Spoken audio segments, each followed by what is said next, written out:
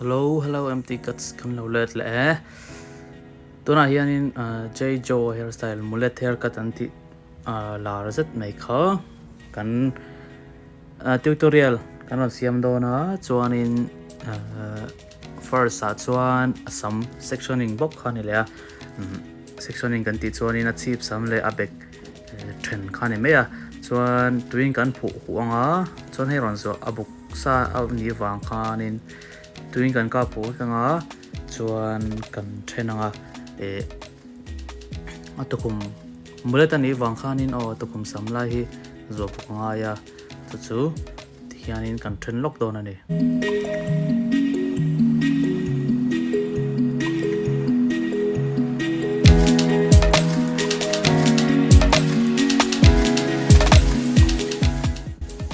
thang kan thren zo khanin sina video kan hmunga a thren na hi ka ti niam ta chan chu alu shape hi atunga wang khanin a bekhi tile mati por se dangai dona chuan asama bokema wangin overcomp sangkhoinan kan nor pan phada chumin huwa kan guard pangan kan nor lenga chuanin kan skin don lowa bekhi alongin kan la don lowa thathalak a omang zo khanin azia na hnu ma khala alan na ngai don wangin alongin kan nor don lo kan skin don lo tinan cho chuan tikhan a book zolpi kan nor zo hnu khan number 1.5 guard kan ti 4.5 mm khanin kan nor lenga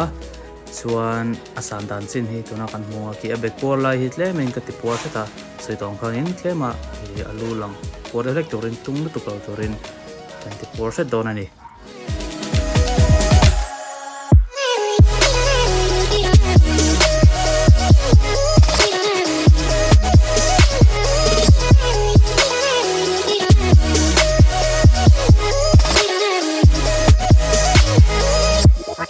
chuan number 1 guard 3mm khanin close in atway khagan nor lenga he kan guard man sindar aniandar torania te chuan he kan huang khan flick out kan ti hianin annor kha alut zong ni to loin atung zong in kan nor omja chuanin kan fade down ni chamo hete kan nor chole pop khan line thar siam thina chon film cordo na corner asir call sir te kan manga ulukten kan nora 1.5 guard ha kan fade lu tani chamo chon arwang ama chu zo do to trimarin kan zia dan tu rang khanin ten kan nora corner mang khanin zoom in kan zia to na bekhi chuan atopa blading kan ziat le don ni ifl zol nan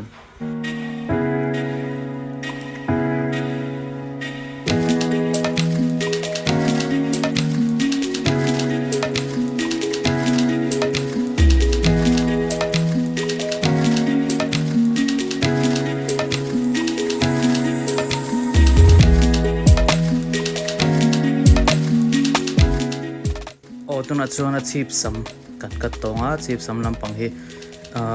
ti hianin kan section asir zong kan khoi thlak hianin hetiang bullet kat ang chi te hi kan khoi pial wak lem lawa kan da top zel ta ma zong emo te da top ang te pon kan style wak lem law ta bullet ang chi te tru block kat tan tiang te chuan tuna po hianin heti hian kan kat ta aron wai fall tur hoka abeng chung vera kan kata masela customer hi anin ala say tia ai to in kan ka dona lo du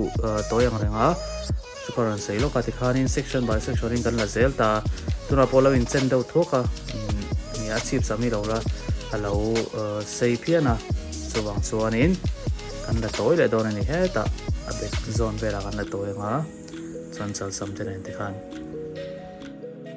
atir khan bakche kan mang takna chu bakche hi chonin longi le mama thina tuna hianin thinning razor blade thinning razor comp tila adikome amazon vela po mu toroma hei mangyanin kanan la toy lenga hei that big na su awsama chubaka hi samkha ala thol pa boka rual deu tur kha kha veng pa boka hianin abek ron boy fall to le achal samvel kan le don ani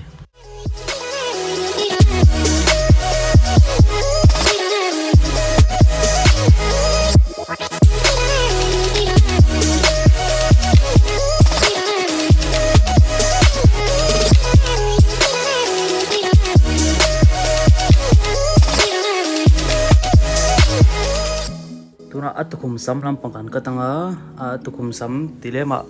I atukum pong lai mi sam hi kan kat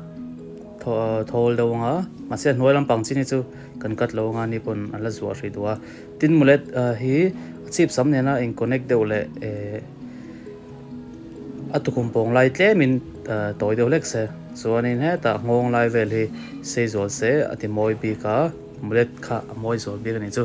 chon ti khanin section by section in kan kata samkhui le bak chei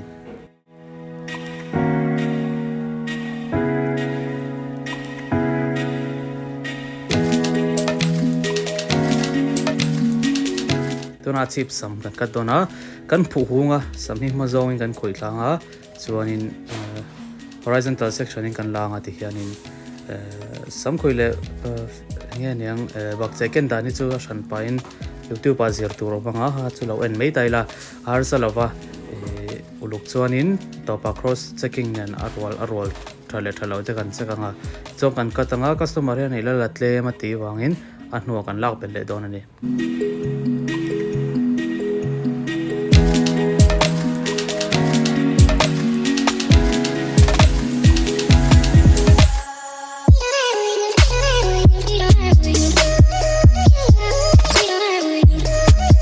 chuan atholna bakche mangkhanin thinning scissors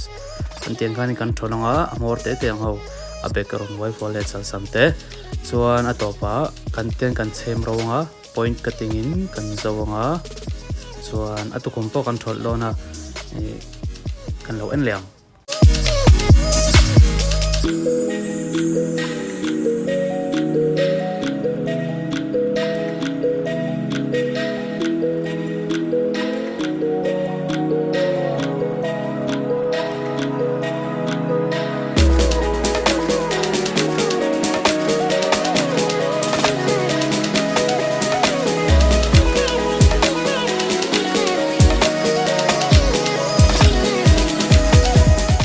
kan chem ro zo hnu khanin seitong khanin point cutting kan ti ten kan enanga tian heianin asam ni tilang tholanga chuan tlem ka tor set puka hei aro hnuwa ti tha hu lai chuan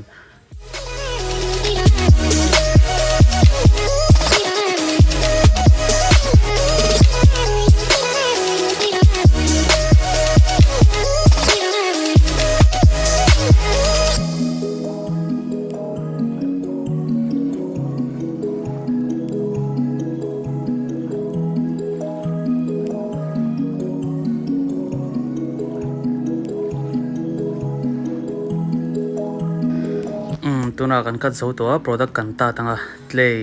met volume petei clay kan manga tuna kan product man hi tuna customer hi no pangani lo ti kan se kan thiam pa nia kolikon lam keite kolikon lam ni mai engineer zir chok chia chuan product kan hnoinga ron